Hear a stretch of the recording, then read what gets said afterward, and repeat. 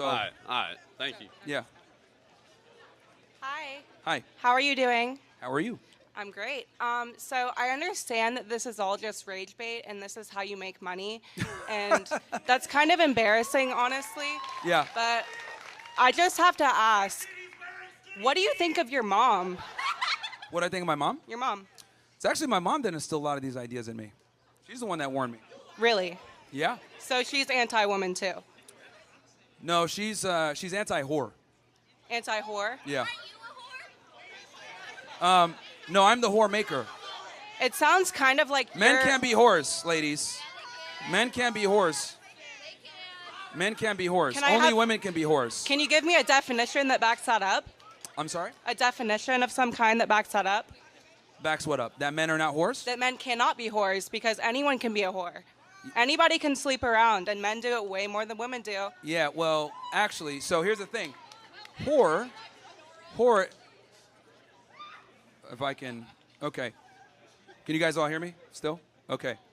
Whore is a pejorative term. So typically, well, let me ask you a question. What's your body count? My body count? Yeah. I'd rather not share that on the internet. Okay. Thank you. Now, here's the thing. I knew you were going to say that. But hold on. There's a reason why you don't want to disclose that. Yes, because I have free will and I can say what I want. Thank you. No, sure. But let's actually peel the layer back, right? Okay. The reason why you don't want to disclose it, as well as women in general don't want to disclose that, because women understand that their sexuality defines their value in the dating marketplace. So even though women sit there, oh, look at this, she's literally losing her mind. Even though I've whore. talked to men before let me just finish my point, Okay. right? So women instinctually know that their body count directly affects, and their past promiscuity directly affects their ability to find a suitor in the future, right? So when people use a term like whore, which is a pejorative term, that's attributed to women because you guys care about your body count because that limits your ability to find a man. But for us, the more partners we have, typically the more value we have. Because as a man, for you to be able to get a lot of sex, you have to bring something to the table, right? Men that have sex with a lot of women typically have some kind of money, some status, they're charming, they have something. Can I speak? Well, I'm finishing my point to answer your question. So men have to bring something to the table to be promiscuous. Women don't. So that's why it's not respected.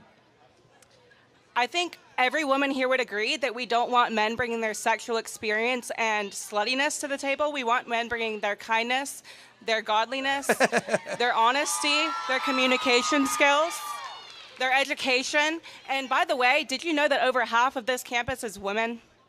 Yeah, I know. Women dominate college attendance, which is one of the problems. But regardless, so, and this is why college is a scam in most cases. But yeah, the reality is the things you just mentioned, this is what I mean, right? So I'm going to translate that womanese for you guys. So she said, we want guys that are knowledgeable and nice or whatever. This is women speaking from a perspective that the guy's already attractive. But the reality is nice guys don't, there's a reason why nice guys finish last as a phrase. Women say these things, but you're not actually aroused by it. You want the bad boy. You want the guys that are attractive, the guys that can tell you to shut up, make a sandwich, right? I think you're stuck in 1950 and you need to wake up and realize you're in 2025. No, that's precisely my point is we're 2025 and women have changed. For the better. For the worse, actually, but that's fine. Okay. But did you know that a woman invented Wi-Fi? You couldn't even upload your rage bait videos without her. This is incredible. Yeah. Wi-Fi. Wi-Fi. Fantastic. Yep. If we had to rely on your guys' ingenuity, okay, we'd be rubbing sticks on Wi-Fi. Fantastic. If we had to rely on female ingenuity, we'd still be rubbing sticks together for fires with some Wi-Fi. I think you should take up comedy. You're really funny. You're really, really funny. I do it part-time. Part-time? Part-time. Seems like it's full-time. Okay. I will definitely pursue it. Okay. Stand-up show coming soon. But yeah, men can't be whores because it is difficult for a man to be a whore, and whore is a pejorative term that is only attributed to women because it's easy for you guys to get sex, not easy for us. Men have to bring something to the table to get sexual access. Women don't. Because women are picky and women aren't easy and we don't go for anything with a hole. Thank you. Proves my point. Proves my point. All right, who's up next? You don't want to talk to me anymore? You don't like talking to me? I just want to give everybody a chance, right? So. Okay. I know you love talking to me, but we got to move to the next person. I do. Have a great day. Thank you. Sure. Myron didn't even flinch. That opening, "Hi, how are you?" routine from the Feminist wasn't some olive branch. It was a setup. The fake civility act like she was walking into a hostage negotiation instead of a debate. But Myron's been here before. He's logged more debate reps than most of these women have logged Bumble matches. He read the bluff before she blinked. She opened like she was going to order a latte, not accuse him of misogyny. But when she launched into this is all rage bait and it's kind of embarrassing, the mask slipped and the real game started. This wasn't a conversation. It was a framing war. She wanted to start with, "You're just doing this for money," as if that delegitimizes anything that hits too close to home. That's the oldest feminist dodge in the book. Don't respond to the argument, just accuse the speaker of grifting. Myron took that in stride. Then she hit him with the question, "What do you think of your mom?" Like that was going to be the gotcha. Like his views about modern women couldn't possibly coexist with love for the woman who raised him. That's when Myron detonated the trap. He said it straight. My mom warned me, not turned me into this, not brainwashed me, not messed me up. She warned him. Why? Because his mother, like so many mothers who actually give a damn about their sons, saw what was happening in this culture. She knew what kind of women were out there, and she didn't lie to him out of some misplaced sense of female solidarity. She told the truth. And when the feminist replied, "So she's anti-woman too," Myron shut the whole circus down with one of the greatest three-word counters in podcast history. She's anti-whore. Boom, direct hit. Because that's the real split. Myron doesn't hate women. He despises degeneracy. The kind that gets wrapped up in feminism and fed to women as empowerment. He doesn't want weak, fake, performative femininity.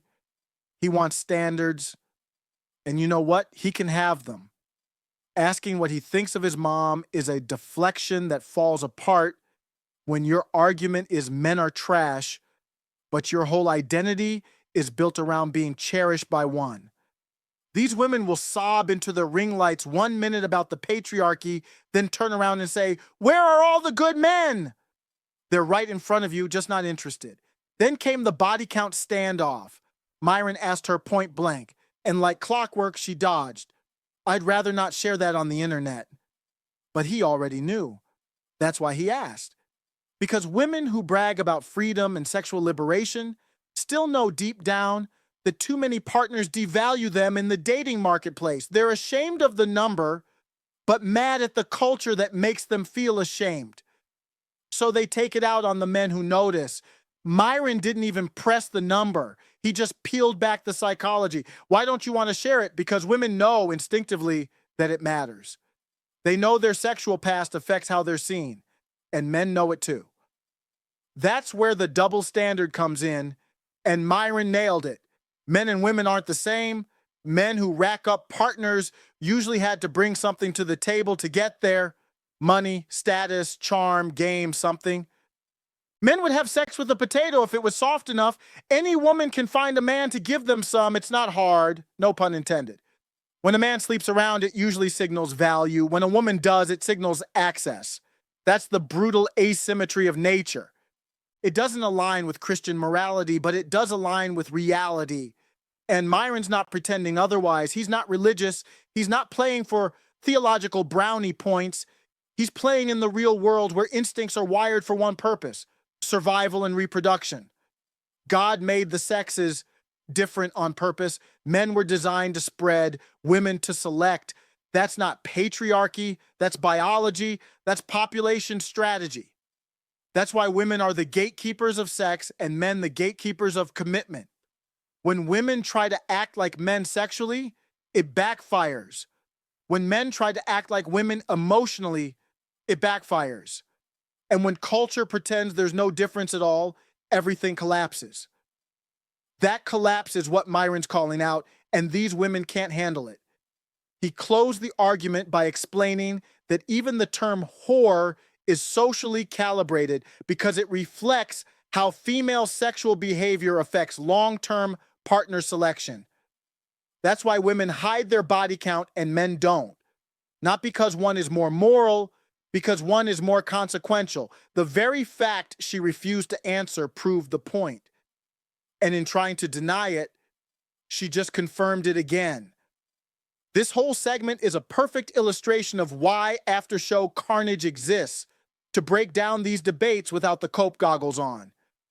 And major credit goes to the one who clipped it, TinkABoutDis, that's TinkBoutDis, spelled exactly how your inner child might text it. Support that channel, sub, share, and throw a like.